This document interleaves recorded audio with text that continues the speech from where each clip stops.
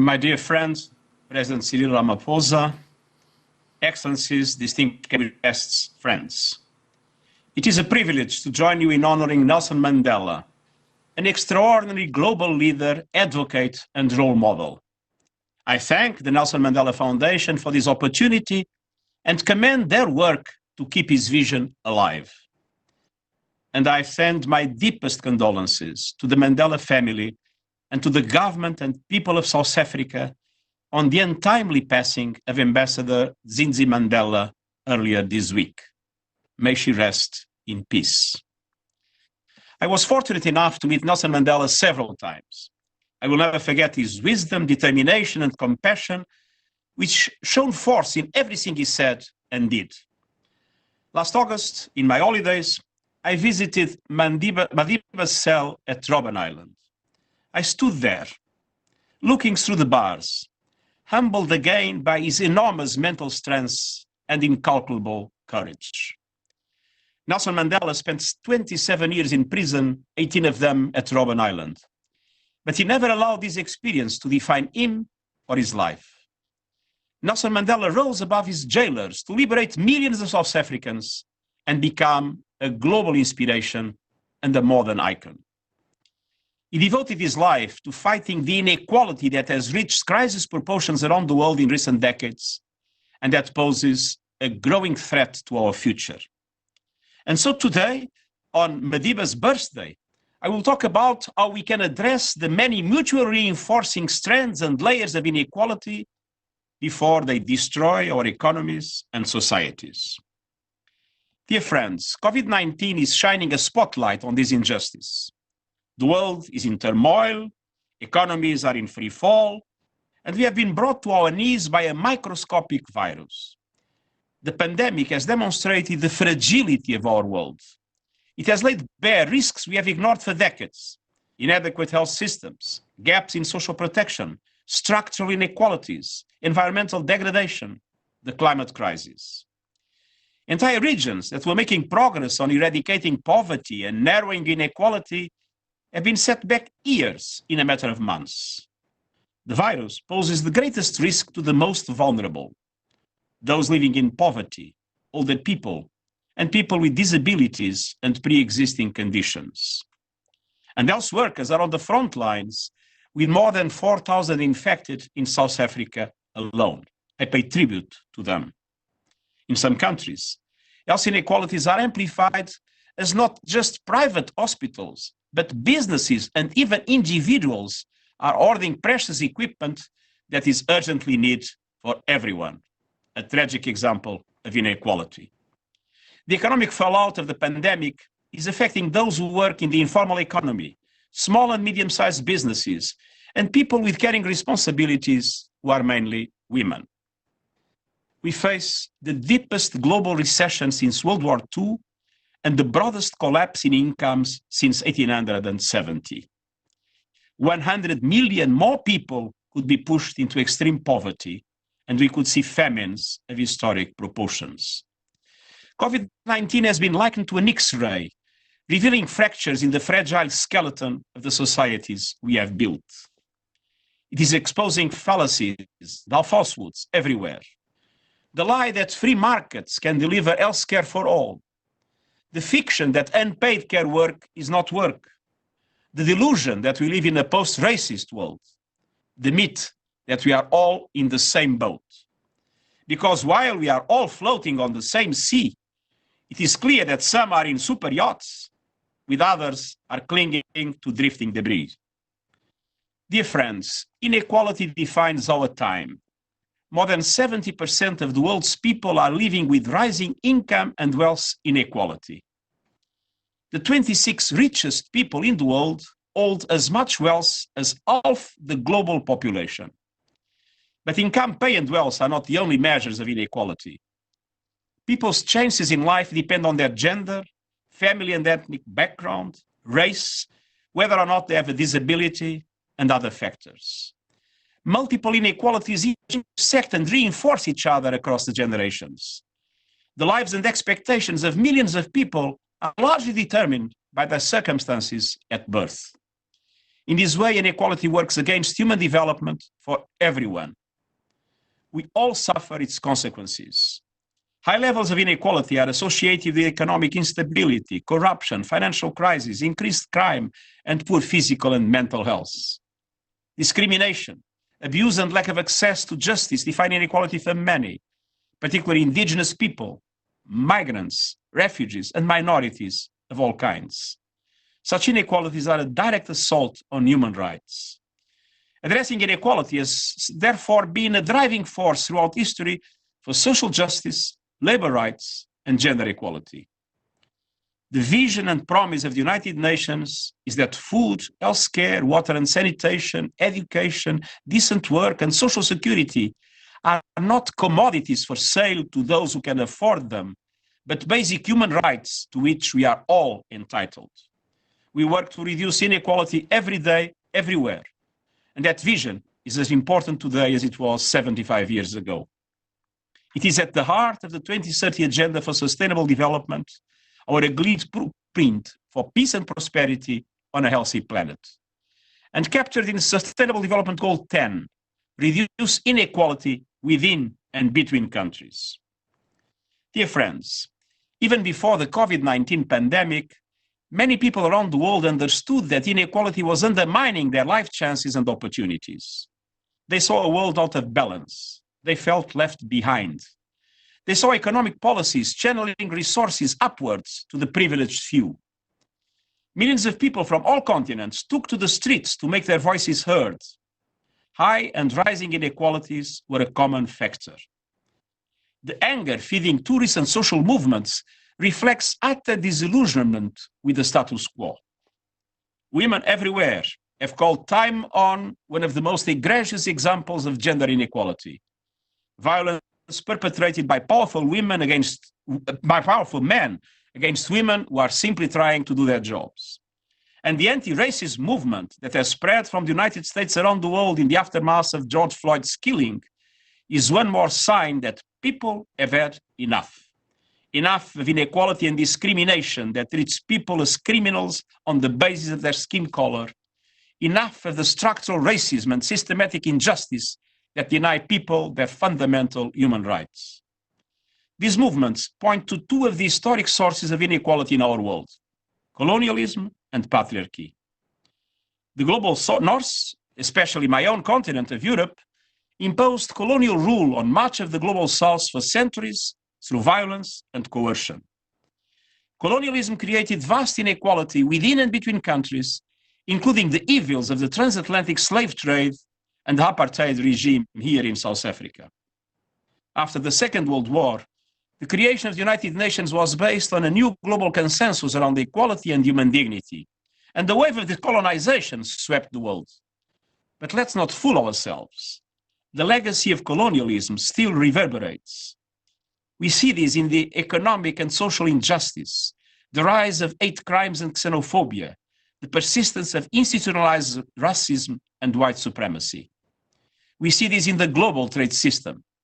Economies that were colonized are at greater risk of getting locked into the production of raw materials and low-tech goods, a new form of colonialism. And we see this in global power relations. Africa has been a double victim. First, as a target of the colonial project. Second, African countries are underrepresented in the international institutions that were created after the Second World War, because before most of them had won independence. The nations that came out on top more than 7 decades ago have refused to contemplate the reforms needed to change power relations in international institutions.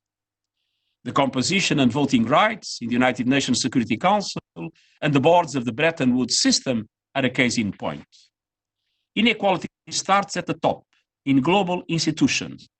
Addressing inequality must start by reforming them. And let's not forget another great source of inequality in our world: millennia of patriarchy.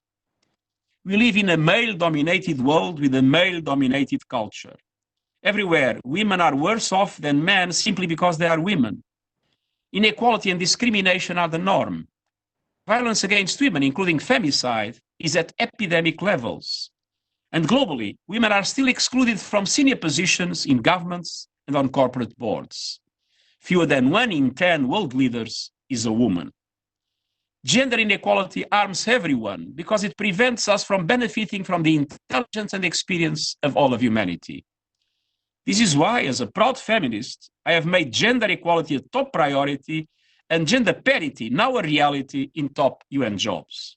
I urge leaders of all kinds to do the same. And I am pleased to announce that South Africa's Siya Kolisi is our new global champion for the United Nations European Union Spotlight Initiative, engaging other men in fighting the global scourge of violence against women and girls. Dear friends, recent decades have created new tensions and trends. Globalization and technological change have indeed fueled enormous gains in income and prosperity, and more than 1 billion people have moved out of extreme poverty. But the expansion of trade and technological progress have also contributed to an unprecedented shift in income distribution. Between 1980 and 2016, the world's richest 1% captured 27% of the total cumulative growth in income. Low-skilled workers face an onslaught from new technologies, automation, the offshoring of manufacturing, and the demise of labor organizations. Tax concessions, tax avoidance, and tax evasion remain widespread. Corporate tax rates have fallen. And this has reduced resources to invest in the very services that can reduce inequality: social protection, education, healthcare. And the new generation of inequalities goes beyond income and wealth to encompass the knowledge and skills needed to succeed in today's world. Deep disparities begin before birth and define lives and early death. More than 50% of 20-year-olds in countries with very high human development are in higher education. In low human development countries, that figure is 3%. Even more shocking, some 17% of the children born 20 years ago in countries with low human development have already died. Dear friends, looking to the future, two seismic shifts will shape the 21st century: the climate crisis and digital transformation. Both could widen inequalities even further. Some of the developments in today's tech and innovation hubs are cause for serious concern. The heavily male-dominated tech industry is not only missing out on half the world's expertise and perspectives, it is also using algorithms that could further entrench gender and racial discrimination. The digital divide reinforces social and economic divides from literacy to healthcare, from urban to rural, from kindergarten to college. In 2019, some 87% of people in developed countries use the internet, compared with just 19% in the least developed countries. We are in danger of a two-speed world. At the same time, by 2050, we estimate that accelerating climate change will affect millions of people through malnutrition, malaria and other diseases, migration, and extreme weather events. This creates serious threats to intergenerational equality and justice. Today's young climate protesters are on the front lines of the fight against inequality. The countries that are most affected by climate disruption did the least to contribute to global heating. The green economy will be a new source of prosperity and employment. But let's not forget that some people will lose their jobs, particularly in post-industrial rust belts of our world. And this is why we call not only for climate action, but climate justice. Political leaders must raise their ambition, businesses must raise their sights, and people everywhere must raise their voices. There is a better way, and we must take it. Dear friends, the corrosive effects of today's levels of inequality are clear. We are sometimes told the rising tide of economic growth lifts all boats, but rising inequality sinks all boats. Confidence in institutions and leaders is eroding. Voter turnout has fallen by a global average of 10% since the beginning of the 90s. And people who feel marginalized and vulnerable to arguments that blame their misfortune on others, particularly those who look or behave differently. But populism, nationalism, extremism, racism, and scapegoating will only create new inequalities and divisions within and between communities, between countries, between ethnicities, between religions. Dear friends, COVID-19 is a human tragedy, but it has also created a generational opportunity, an opportunity to build back a more equal and sustainable world. The response to the pandemic and to the widespread discontent that preceded it must be based on a new social contract and a new global deal that create equal opportunities for all and respect the rights and freedoms of all. This is the only way that we will meet the goals of the 2030 Agenda for Sustainable Development, the Paris Agreement, and the Addis Ababa Action Agenda, agreements that address precisely the failures that are being exposed and exploited by the pandemic. A new social contract within societies will enable young people to live in dignity, will ensure women have the same prospects and opportunities as men, and will protect the sick, the vulnerable, and minorities of all kinds. Education and digital technology must be two great enablers and equalizers. As Nelson Mandela said, and I quote, "Education is the most powerful weapon we can use to change the world." As always, he said it first.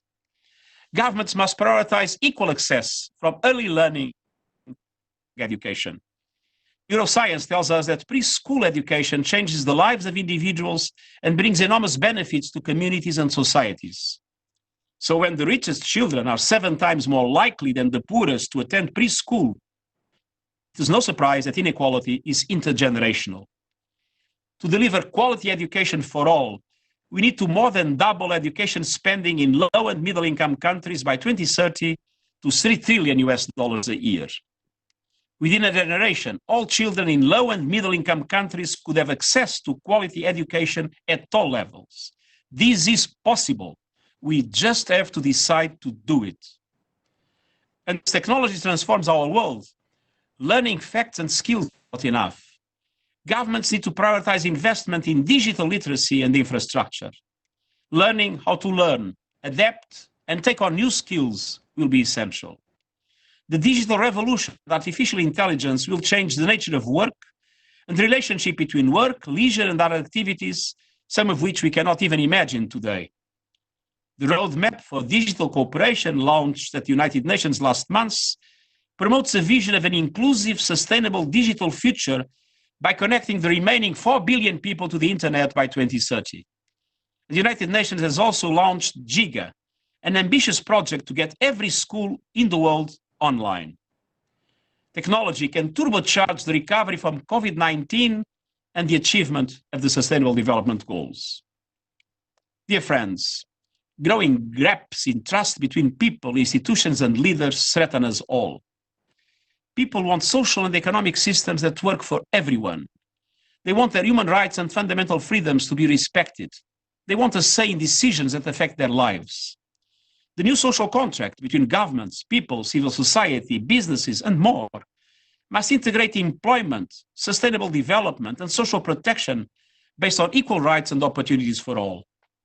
Labor market policies, combined with constructive dialogue between employers and labor representatives, can improve pay and working conditions. Labor representation is also critical to manage the challenges posed to jobs by technology and structural transformation, including the transition to a green economy. The labor movement has a proud history of fighting inequality and working for the rights and dignity of all. The gradual integration of the informal sector into social protection frameworks is essential. A changing world requires a new generation of social protection policies with new safety nets, including universal health coverage and the possibility of a universal basic income. Establishing minimum levels of social protection and reversing chronic underinvestment in public services, including education, healthcare, and internet access, are essential. But this is not enough to tackle entrenched inequalities. We need affirmative action programs and targeted policies to address and redress historic inequalities in gender, race, or ethnicity that have been reinforced by social norms. Taxation has also a role in the new social contract. Everyone, individuals and corporations, must pay their fair share. In some countries, there is a place for taxes that recognize that the wealthy and well-connected have benefited enormously from the state and from their fellow citizens. Governments would also shift the tax burden from payrolls to carbon. Taxing carbon rather than people will increase output and employment while reducing emissions. We must break the vicious circle of corruption, which is both a cause and the effect of inequality. Corruption reduces and wastes funds available for social protection. It weakens social norms and the rule of law. And fighting corruption depends on accountability. And the greatest guarantee of accountability is a vibrant civil society, including a free, independent media and responsible social media platforms that encourage healthy debate. Dear friends, let's face the facts. The global political and economic system is not delivering on critical global public goods: public health, climate action, sustainable development, peace. The COVID-19 pandemic has brought home the tragic disconnect between self-interest and the common interest, and the huge gaps in governance structures and ethical frameworks. To close those gaps and to make the new social contract possible, we need a new global deal to ensure that power, wealth, and opportunities are shared more broadly and fairly at the international level. A new model for global governance must be based on full, inclusive, and equal participation in global institutions. Without that, we face even wider inequalities and gaps in solidarity, like those the fragmented global response to the COVID-19 pandemic. Developed countries are strongly invested in their own survival in the face of the pandemic, but they have failed to deliver enough support needed to help the developing world through the dangerous times. A new global deal based on a fair globalization, on the rights and dignity of every human being, on living in balance with nature, on taking account of the rights of future generations, and on success measured in human, rather economic terms, is the best way to change this. The worldwide consultation process around the 75th anniversary of the United Nations has made clear that people want a global governance system that delivers for them.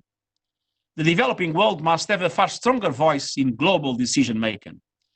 We also need a more inclusive and balanced multilateral trading system that enables developing countries to move up global value chains. Illicit financial flows, money laundering, and tax evasion must be prevented. A global consensus to end tax havens is essential.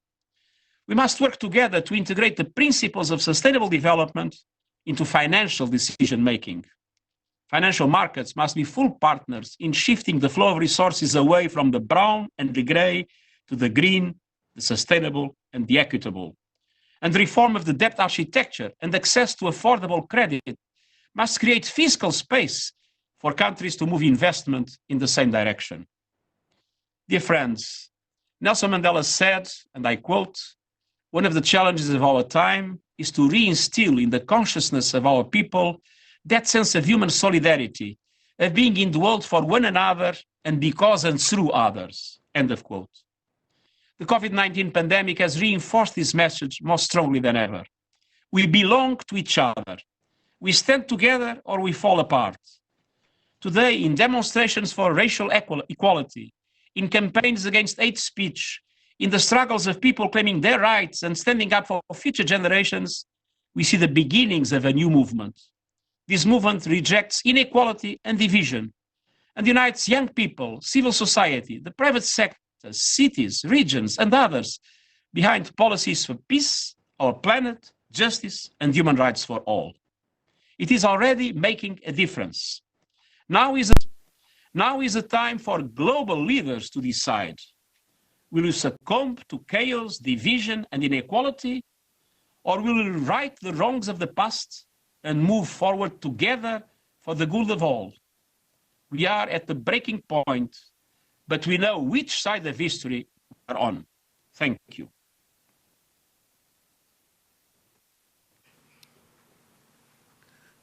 Thank you, Secretary General, for those insightful words.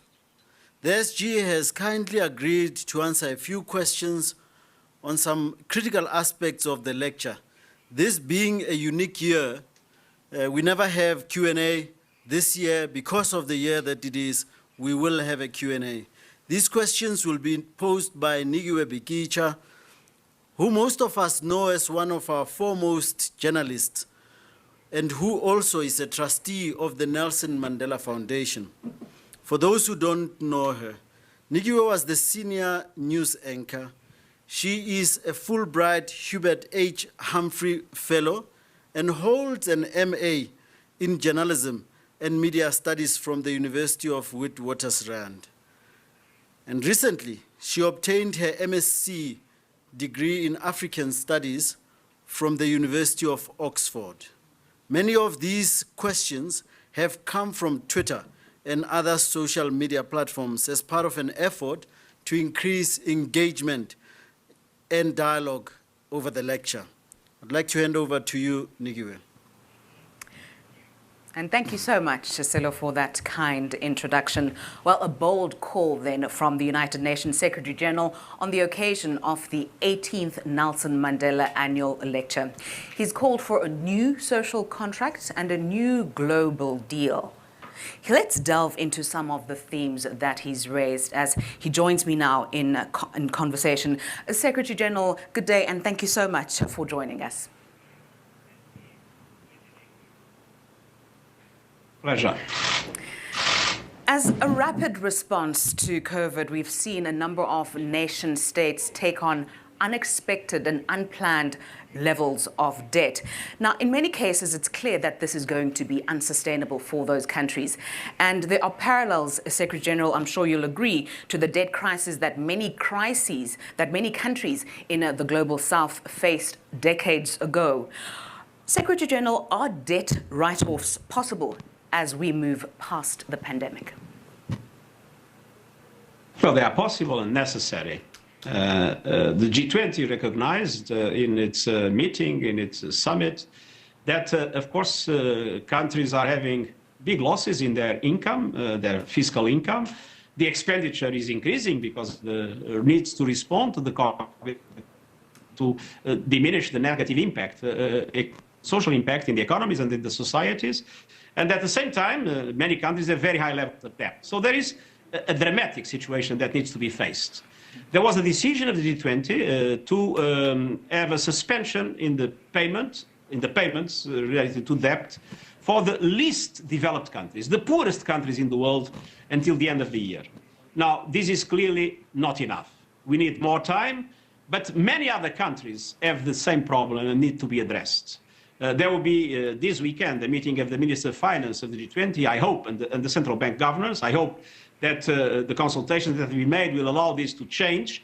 But in our opinion, and since the beginning, we have been asking for several things. First, in line with what President Cyril Ramaphosa and the African leaders have clearly stressed a few months ago, we need not only to suspend payments in relation to the debt of the lowest income countries, but all developing and middle income countries that have no easy access to financial markets and not able to service their debt. Mm-hmm.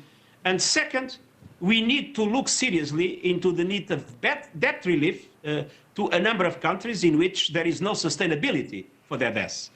So first, suspension of payments. Second, debt relief for those that effectively need it. And then, third aspect, we need to look seriously into the structure of the debt architecture.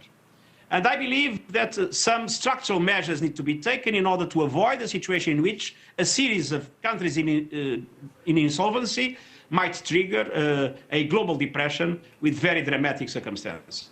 So debt alleviation of the developing world is not only in the interest of the developing countries, it is in the interest of everybody. We must preserve the stability of financial sectors, and we must address the debt crisis before it becomes a dramatic problem with consequences that are devastating for the world economy. And at the same time, it's a matter of justice. The people of those countries, in many circumstances, have not even a responsibility in what has happened, and they absolutely need to be supported. And for that support to be possible, we need not only debt relief, but we need much more liquidity available for the developing world. And that is why, for instance, we have been since the beginning advocating for issuing new special drawing rights, the modern way to print money, and to distribute those drawing rights to the countries in need as a way to create the conditions for the transfer of resources that is essential for the developing world. If you look at developed countries today, they are spending trillions to respond to the COVID and to boost their economies.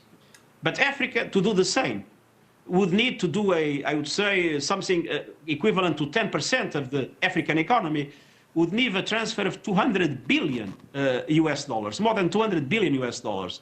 So we need debt relief, but we also need massive support, direct support to the developing world to respond to the COVID, and at the same time to be able to address the dramatic impacts in their economies and their societies. That is, of course, worsened by the inequalities existing and by the fact that in the developing world, the informal economy has a much bigger share of the global product. Extraordinary and absolutely necessary measures, as you say. In your lecture, SG, you have described how the COVID-19 pandemic has laid bare risks that we had ignored for decades, such as underinvestment in healthcare, as well as inadequate healthcare system broadly.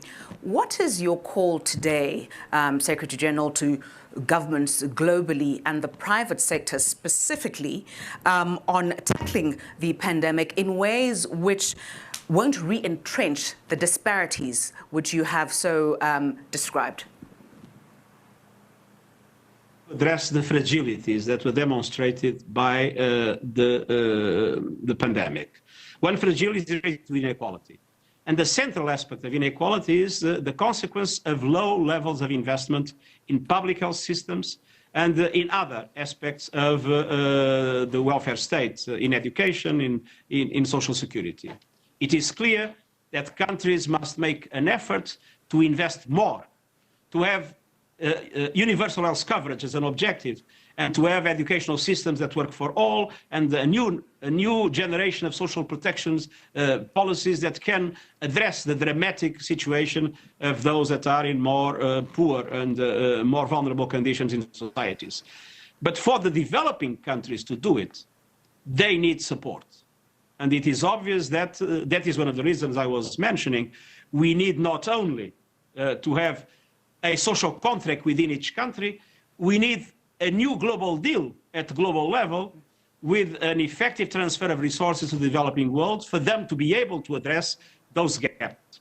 But at the same time, when building back better, it's not only addressing inequality, it's addressing other fragilities. Climate change does make sense to go on distributing subsidies on fossil fuels.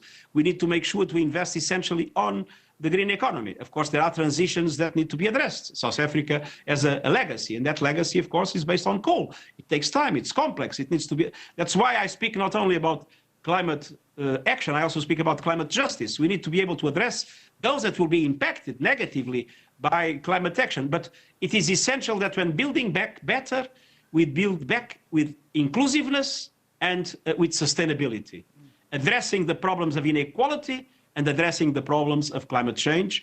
And I think we have an opportunity now, but we must make the right choices, and the developed countries must express the solidarity to the developing world to allow it to do the same.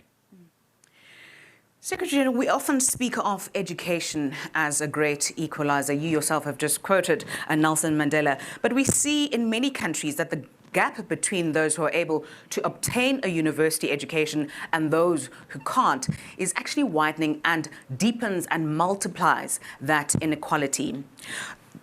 What we're also seeing is that not only does it diminish opportunities for those without university education, but the latest research seems to indicate that it may have an impact on levels of happiness as well. So with that in mind, is our focus on university education creating, you think, greater chasms between people in society and, as a result, undermining the working class? I think that our focus cannot be on university education. It must be on education as a whole. When I came to government in my country, only 20% of the children had preschool education. And preschool education is probably the most important element of the equalizer, of education as equalizer. Because in general, rich families have the capacity to provide to their small children opportunities that poor families are not in the condition to do it. We managed in Portugal, when I was in government, to move from 20% to 80% of coverage in preschool education. I hope that today it will be around 100%. it is absolutely essential to invest in preschool education, to invest in basic and secondary education, in the quality of education, in order to create equalizing factors that then will be reflected at university. To think that university by itself will solve the problem, it is obvious that it won't, because it will only reproduce the inequalities that are already evident when people have access to that university, and what you have just mentioned is the proof of that. So we need to have an educational policy conceived as an equalizer, and not an education policy that reproduces the inequalities, because it serves better the children of the rich people than the children of the poor people. It serves better the rich countries than the poor countries. And that requires, of course, adequate policies at level, but that requires also a massive investment by the developed world in supporting the developing world, and not only in education, in digital literacy. In today's world is the digital divide.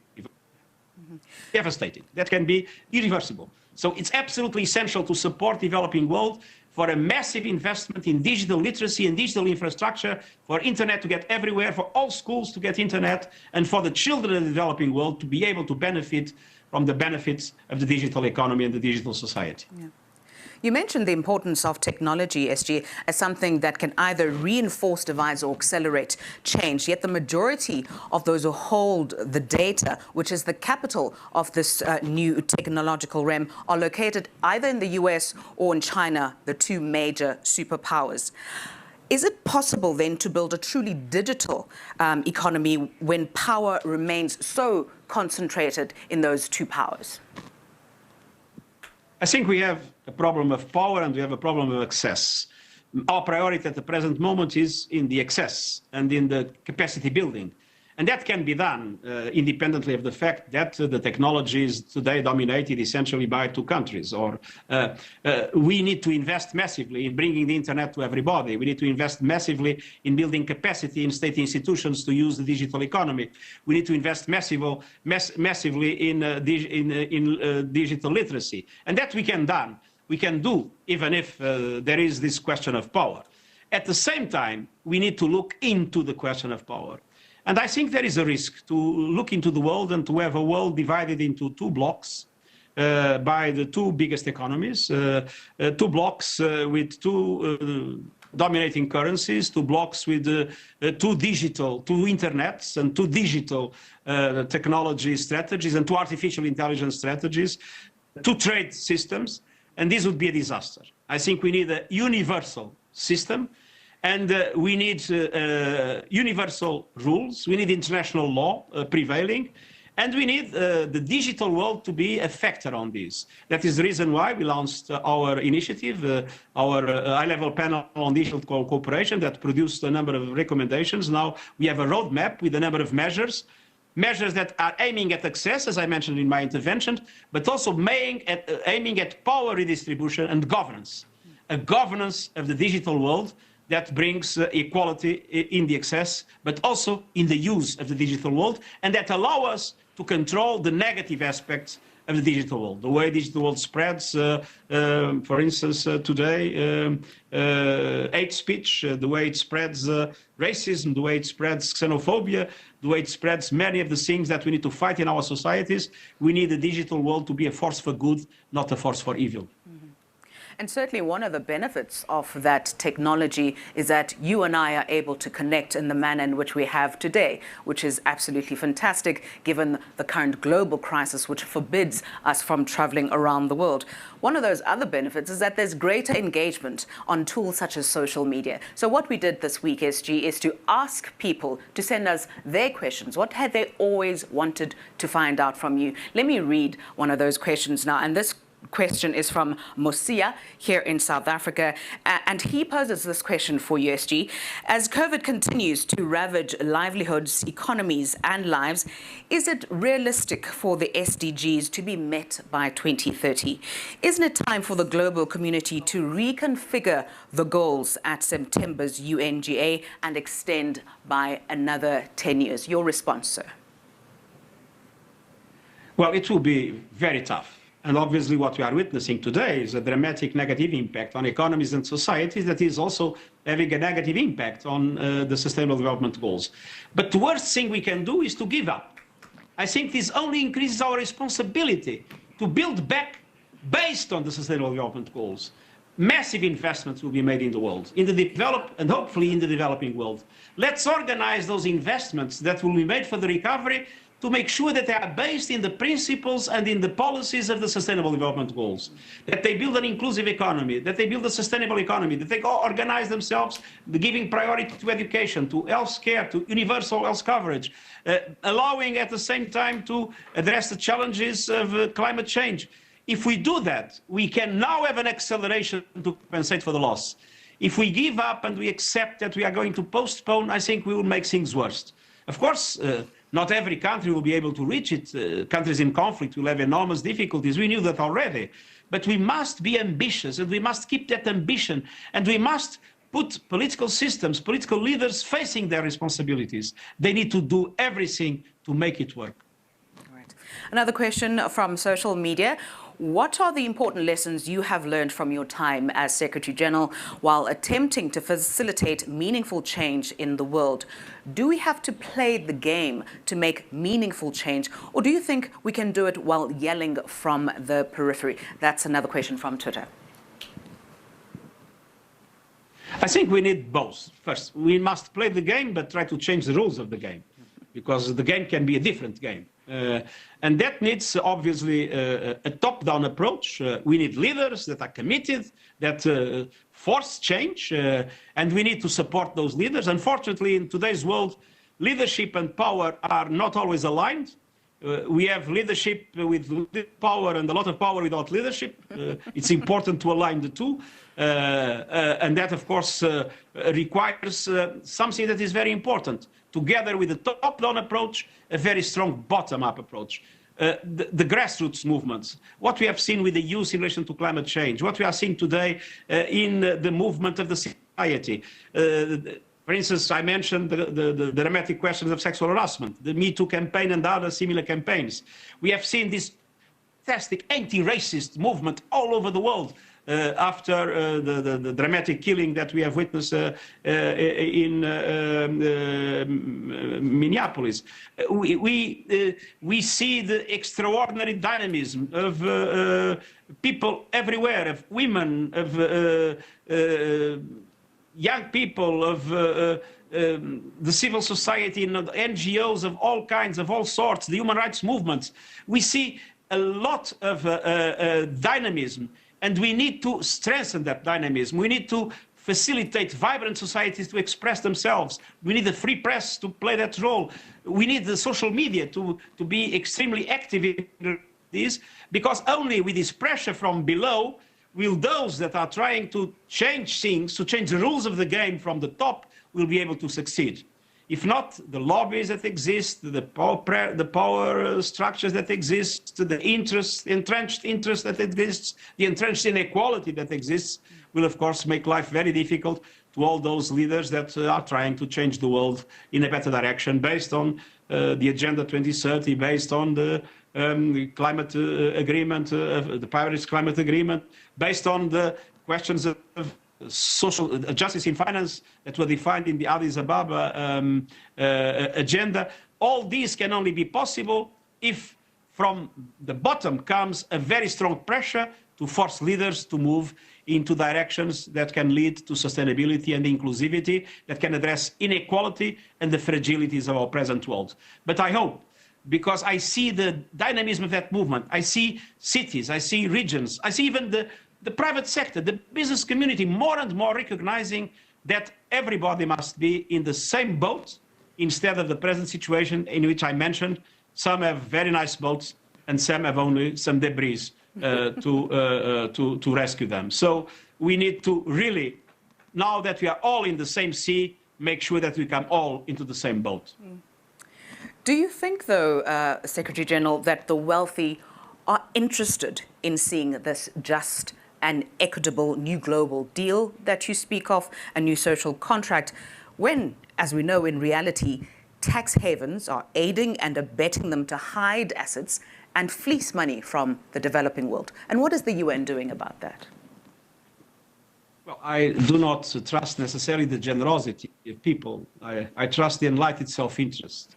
It's interesting to see some of the big fortunes in this world, some of the richest men in the world, saying that they are not paying enough taxes. That is totally unfair, that the tax systems have evolved in such a way that the very rich people are not paying enough taxes. So some rich people are understanding that this is becoming dangerous for everybody, that inequality brings instability, and instability is a danger for everybody.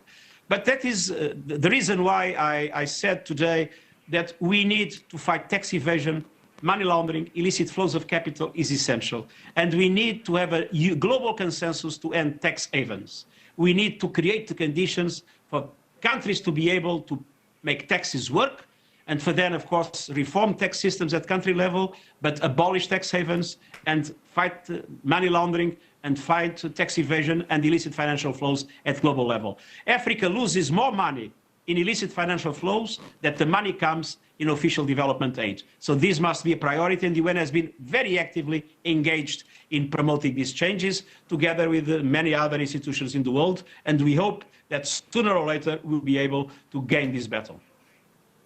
Mr. Secretary General, Mr. Antonio Guterres, thank you so much for engaging with us so energetically on these issues at this extraordinary moment in history where we face undoubtedly one of the biggest challenges of the century. We thank you so much for your input and your insight, and for indeed accepting our invitation as the Nelson Mandela Foundation to deliver the 18th Nelson Mandela Annual Lecture. We're so delighted that you could join us. We're deeply honored that you agreed to deliver the lecture this year. Of course, unfortunately, due to the global crisis, you couldn't travel to South Africa. We were